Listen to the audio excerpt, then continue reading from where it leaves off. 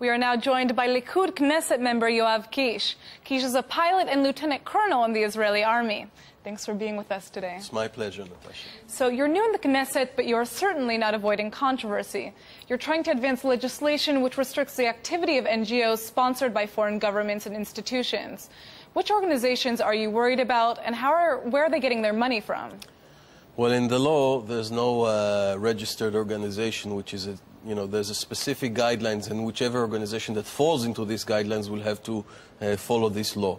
Basically, the idea is any organization which is getting sponsored by foreign governments' money should be identified. It's something like the foreign agency, which is the American law, which is about that. The only difference is that to this law, we added if these NGOs are also acting against Israel in international arena or supporting BDS or supporting incitement, they will be revoked from the NGO list.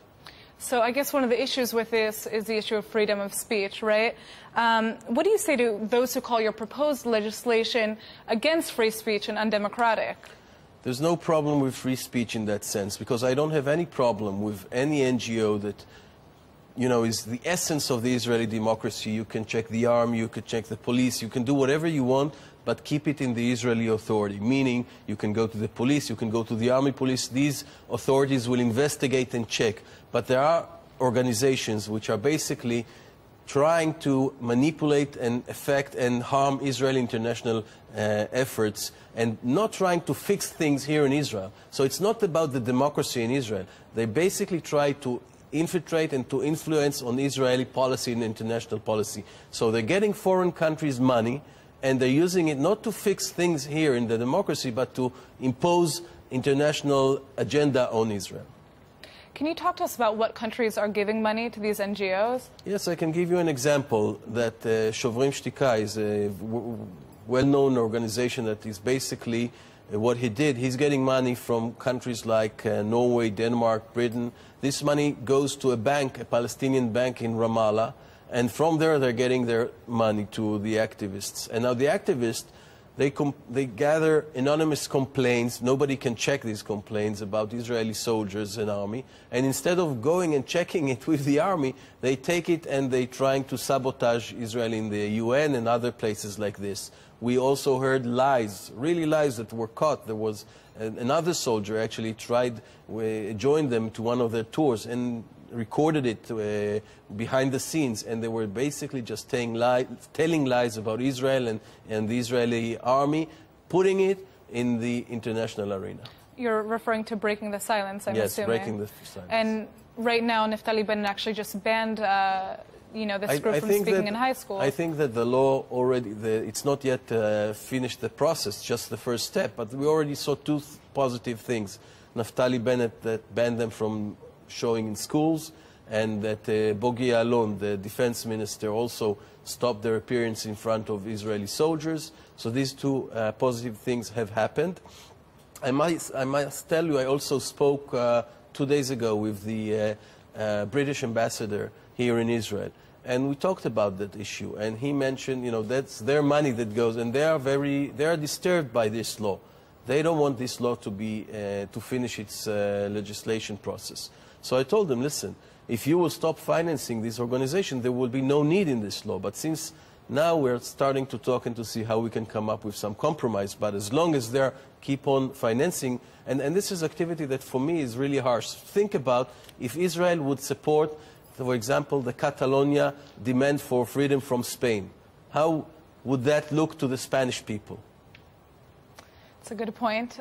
You've had a lot of trouble with your own Likud party for skipping a vote on the Army Equal Service Law.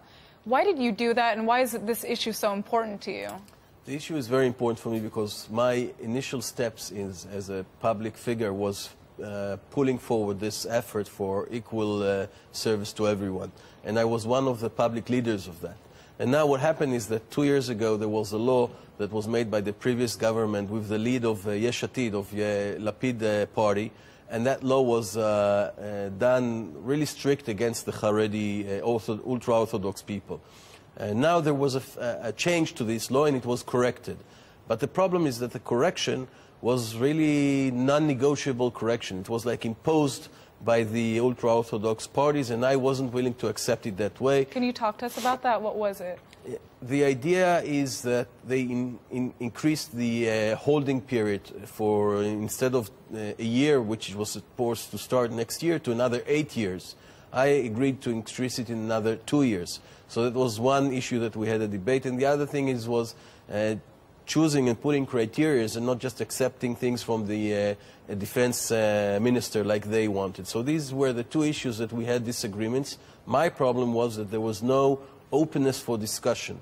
And I said that I'm not here in the Knesset just to put my hand as a puppet and do whatever people are saying. I have my agenda, my beliefs, and in that case I couldn't support that law. So on that note, do you intend to continue being a maverick in this sense? I'm going to be involved. I think that this is going to be challenged in the High Supreme Court as well, and I don't think that this is the end of it. So as long as things are going to develop on this process, I'll be part of it for sure. So let's change topics for a second and talk about your service as a pilot in the IDF. What is your take on the current airstrikes that are taking place in Syria? Are they going to be effective in rooting out ISIS? They are effective. We know they are effective, but they cannot be the only move of the countries that are trying to stop ISIS. There has to be a ground force that will start moving forward and capture this land back. If we're looking to finish this fight with ISIS and to end this Islamic state, the world has to unite and have to understand that the airstrikes is the first step. It's good because it stopped the increasing and the growth of that country. But in order to really get back to sustain this and really stop that from the awful things that are happening there, there must be ground forces. Otherwise, through all airstrikes, you cannot really dominate the battlefield. And thank you so much for coming in. Thank you, my pleasure.